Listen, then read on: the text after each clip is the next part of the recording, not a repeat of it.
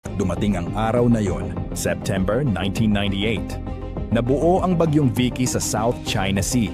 Imbes na lumayo, lumiko ito papuntang Pilipinas.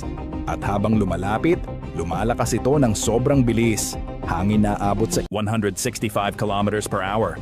Mga alon na parang gusaling dalawang palapag ang taas. Sino bang kapitan ang tatanggap ng ganyang kondisyon? Dapat manatili sa pier.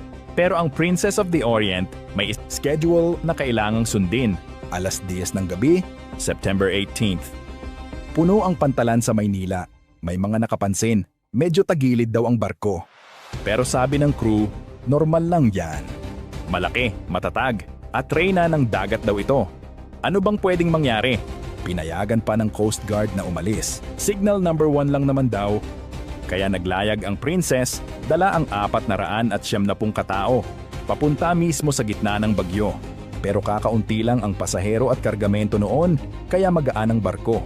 At kapag magaan, mas madaling yanigin ng alon.